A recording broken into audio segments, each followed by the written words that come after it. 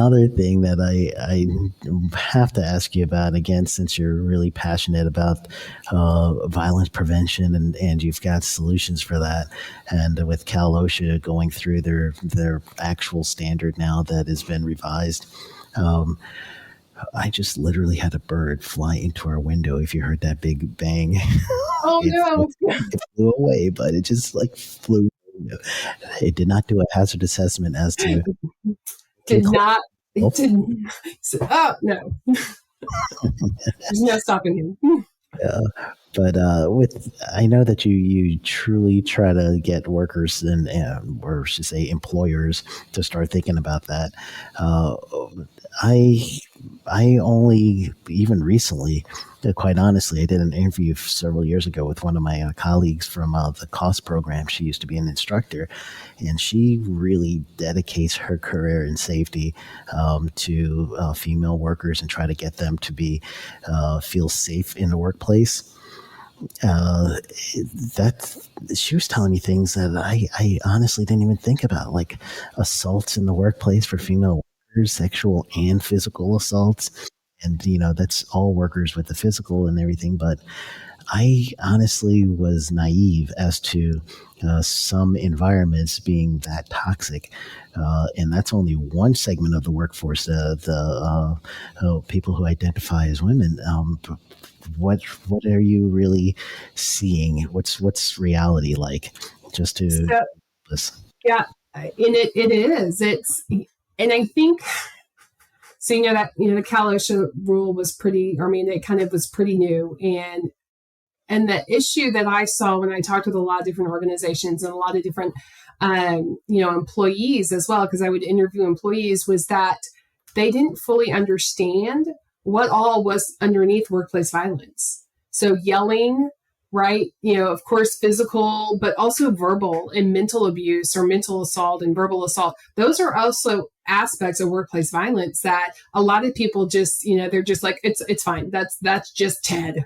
That's all, that's just Ted. That's his personality. No, if it, because that's also a sign, right? So that is a precursor to a potentially more violent situation that could happen. So your organization needs to, really address that policy. If you have a nonviolent policy and somebody is yelling and cussing and just really frustrated and just like being over the top, you need to have somebody address that with that individual. And so, what I was seeing a lot of times with especially a lot of female workers that I talked to was they didn't understand that they had already been a victim of workplace violence and that they were or currently still in a situation of workplace violence.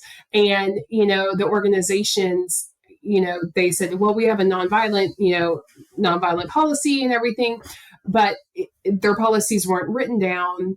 It was kind of like, oh, we verbally say we have a nonviolence policy. And so through the exercise of working with me, they started to say, oh, we really need to do that, and we need to do this, and we need to do this, and we need to have this, and we should make sure that we have this in place. And so by the end of it, I would be talking with the CEO, and they would have a list of 2 or 3 pages of action items of things that they needed to do to help address everything from verbal altercations with employee and employees to physical altercations and being in I think people also forget that when you're walking to your car and you're still on property of your organization, that's also considered workplace violence. And so making sure that everybody is aware at all times, because that's one of those instances that it can be the most the easiest to get attacked is you're out in the open and you're going to your car and you're maybe not paying attention. And so just having those conversations with employers to make sure that they're training their employees on what they need to do, that they need to be alert, that they need to have the proper lighting, that they need to, if they have security guards, that they need to utilize those security guards if it's late at night. And so that to me was the most interesting, is the fact that a lot of individuals did not even realize that they had already been a victim of workplace violence. Wow. Yeah, that's amazing. And my next follow up question, and I know you got to go because I'm not going to take your whole time for today, but is do you encourage such systems as employee assistance programs and programs where there might be, maybe you can't say meditation in a workplace, but simple, where you have people do something to address either anger issues or even just problems with feeling like they get out of control and now they need to cope. Is that also part of the service that you would think we as consultants should start looking for our clients and saying, all right, violence prevention here, did you think about a mindfulness class, or have you tried yoga, something in your workplace? Yeah, 100%. So like I think EAPs, employee assistance programs, are fantastic. They are a great resource. And then, there's mental health first aid is a great organization that I've taken and become a mental health first aider. And they have some really great information, great resources.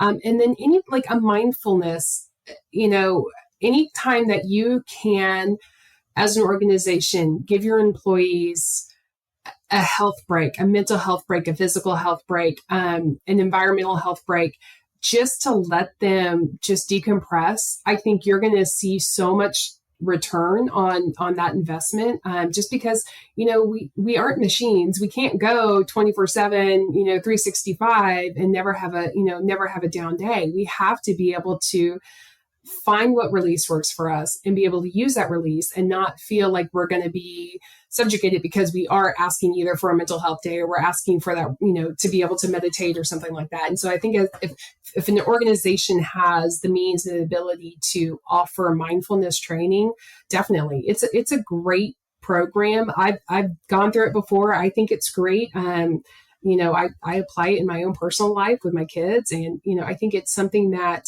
if you can truly be mindful, then you can truly make a difference either as a consultant or whatever you are doing in your life. You can make an impact with whatever you choose to do, honestly.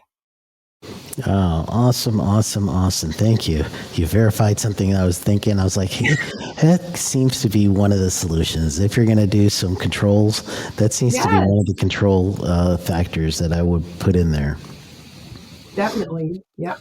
That and Uh, mental health, because those are the two that really they kind of go hand in hand. And so I think mental health and mindfulness training, de-escalation training, having the conversation about substance misuse. I think those are all really important conversations when it comes to workplace violence and workplace violence prevention that as an organization should be